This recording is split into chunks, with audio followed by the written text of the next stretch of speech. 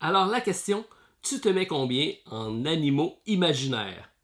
Alors dans ma vidéo de cette semaine, j'ai posé la question, vous avez eu la série de questions, j'espère que vous avez pris vos réponses en note. Je vais vous donner les réponses et vous allez cumuler votre pointage. Au total, la réponse parfaite, donc si vous répondez aux 10 questions, c'est 55 points que vous aurez accumulés. Ça me surprendrait que j'ai quelqu'un qui se rende à là, mais c'est possible.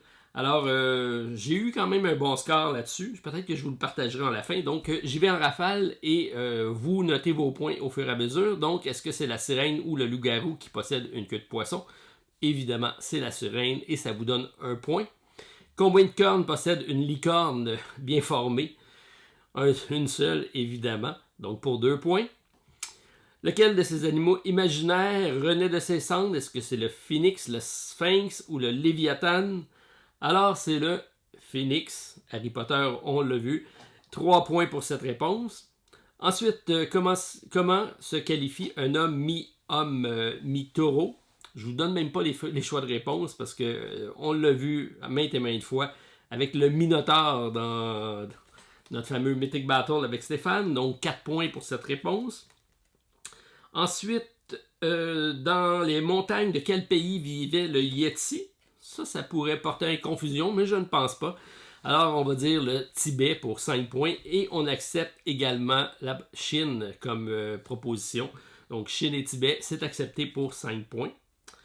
Ensuite, en 6, dans la mythologie grecque, comment se nomme le cheval ailé ayant pour papa Poséidon? On a également vu ça avec Stéphane. Et c'était Pégase. Pégase pour 6 points. On y va en 7e position avec quelle créature était Angèle, incarnée par David Boreanaz à la télévision, une série américaine qui a été très populaire il y a quelques années, que j'ai pas suivi et donc j'ai pas eu cette réponse-ci. Alors pour 7 points, la réponse était un vampire en français, mais c'était donc la série. Il incarnait un vampire, c'est ça, dans la série Buffy contre les vampires. Alors c'était assez spécifique. J'avais pas la série, j'avais pas non plus quelle créature était Angèle, créature étant le vampire. Mais c'est sûr qu'on était dans les animaux imaginaires, donc on pouvait peut-être. C'était un petit peu tordu comme question, je l'avoue. Ensuite, en 8, nommer cette créature hybride mêlant un lion, une chèvre, un serpent et parfois un dragon. Alors, c'est une créature, oui, qu'on connaît, et c'est la chimère. Donc, 8 points si vous avez la chimère. Et ensuite, quel auteur de bande dessinée a créé le Marsupilami? En 1952, le personnage avec une longue queue. Alors, c'était effectivement André Franquin. Alors, première apparition dans Spirou et les héritiers. 34e histoire de la série. Alors, si vous avez été jusque-là, je vous donne quasiment même un point bonus. Ensuite, en 10e position, qui est la dernière question, et peut-être la plus dure, quel mot japonais forme le terme Gojira, G-O-J-I-R-A, ayant lui-même donné naissance au nom Godzilla.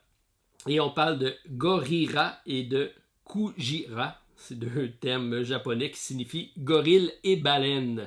Un gros gorille.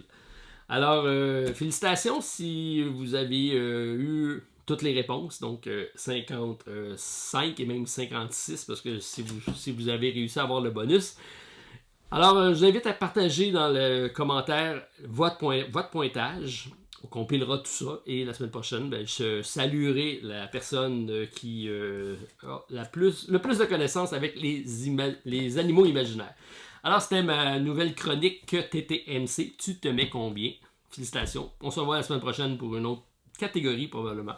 Bon week-end à tous. Bye.